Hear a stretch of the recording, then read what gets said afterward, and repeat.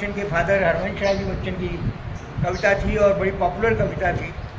एक हम प्याला और हम प्यालने वाले पर भी कविता है और ये बड़े अच्छे शब्दों में आज मंगीलाल जी ने बयान किया इस कविता को कि आप प्रयास करते रहिए, जो काम करते हैं, जो संघर्ष करते हैं, उनकी कभी हार नहीं होती। और जब हार होती है तो हार के कुछ सीखता है आदमी और अगली बार वो सफलता की और अच्छी सीढ़ी पे चढ़ता है। जब आप अभी आप बच्चे जब बोल रहे थे तो पशुओं के बारे में, यहाँ के जीव जंतुओं के बारे में, राजस्थान की कल्चर के बारे में आपको कैलीराम जी बता रहे थे कि राजस्थान के अंदर कौन कौन सी पशु होते हैं, कौन कौन सी गाय होती हैं, कौन कौन सी नस्ल होती है। तो उसी वक्त 2-3 साइबेरियन बर्ड्स मेरे सामने बोल रही थी बड़ी सुंदर सी आवाज़ में। तो ये जो साइबेरियन बर्ड्स हैं ये इस सीज़न के अंदर माइग्रेट करके हमारे क्षेत्र के अंदर आती हैं, उस क्षेत्र में आती हैं जहाँ हरियाली बहुत ज़्यादा होती है।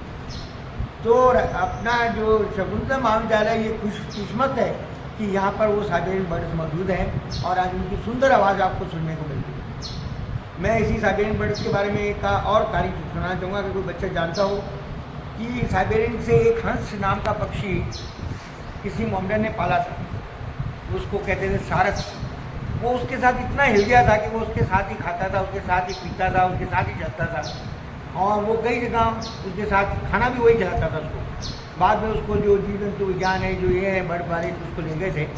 तो ये इतना इंटेलिजेंट पक्षी होता है कि साइबेरिया से वो यहाँ माइग्रेट करता है और इस हरियाली में माइग्रेट करता है। तो ये जो पक्षी आ रहे हैं आपके क्षेत्र में, आपका हरियाली के कारण है। और कल तीज है, तीज के अंदर सबसे बच्चियों का त्यौहार है। मैं चाहूँगा कि कल तीज का त्यौहार आप बड़े धूमधाम से बनाएं।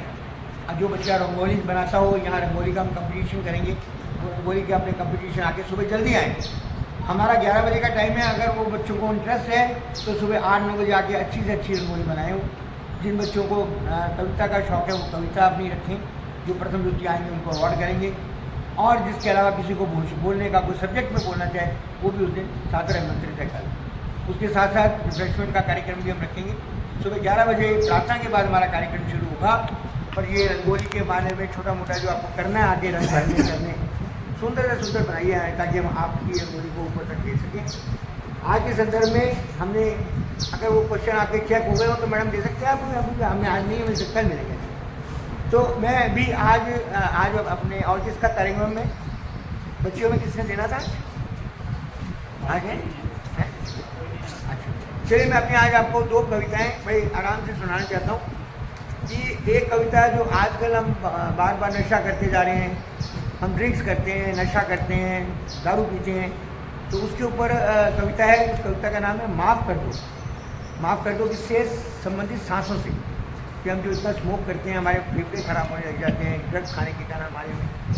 तो सांसों के ऊपर हमने कहा है बंदे ने कि कभी गर्म कभी सर्द, कभी गर्म कभी सर्द हवाओं को सहती सांसें, जिंदगी का हमसफर बनकर चलती सांसें, कभी उकड़ती कभी सहमती, उतार चढ़ाव दिखाती सांसें, खुशियों गमों में धड़कनों का बोध कराती सांसें, सहम कर फिसल जाती,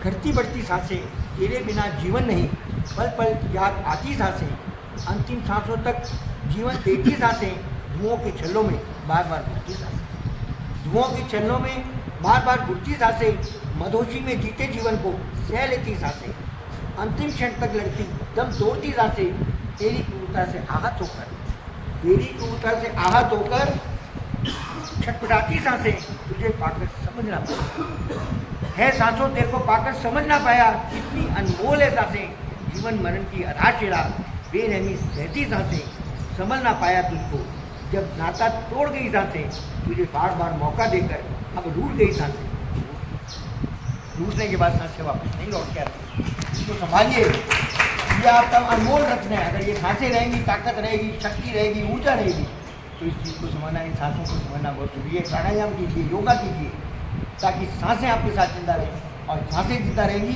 तो आपके अंदर जो आधारशिला है, आपकी जो पकड़ है, आपकी सूझ मुझे होती है। आशियाना, एक छोटी सी कविता और सुनाना चाहता हूँ। आशियाना आज के दिन, मेरा आशियाना उजड़ गया, मेरा आशियाना उजड़ गया, मैं वहाँ नहीं रहता, चहकते पक्षी शीतल हवाएं अब वहाँ नहीं मिलती, तिनकों को जोर जोर बना, अब मेरा आशियाना रहा नहीं, सदियाँ निकल गई, बसेरों का इंतजार करती, अब सुबह की उष्णता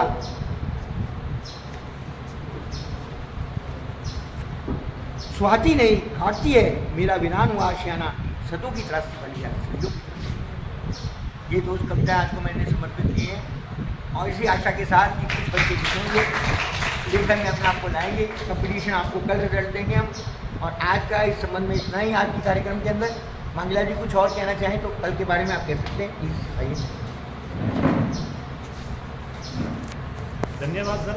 और सर ने जो कविताएं आपको सुनाई है, ये कविताएं किसी और की लिखी हुई नहीं है, सर खुद लिखते हैं, वो भी यथार्थ पे। यथार्थ जानते हो क्या?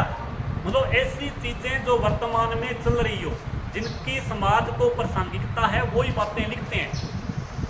तो कल के प्रोग्राम के लिए, कल तीज है। तीज हमारे राजस्थान के अंदर वैसे भी फेमस त्योहारों में से एक है ना, जैसे पंजाब का लोहड़ी या मकर संक्रांति है वैसे। तो जितनी भी लड़कियां हैं, बॉयज़ है, तो किसी ना किसी कार्यक्रम में भाग लेंगे।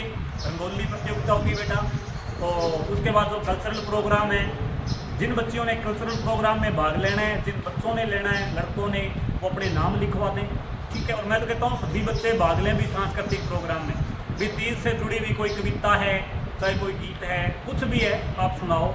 या फिर किसी ने कोई डांस वगैरह भी करना है तो उनके नाम भी इन्वाइटेड। कल अपना यही प्रोग्राम रहेगा 11 बजे के बाद प्लांटेशन, उसके बाद तीज का महोत्सव। तो आप जब घरों में तीज मनाते हो तो हमारा तो घर परिवार यही है ना। महाविद्यालय भी हमारा अपने आप में क्या है,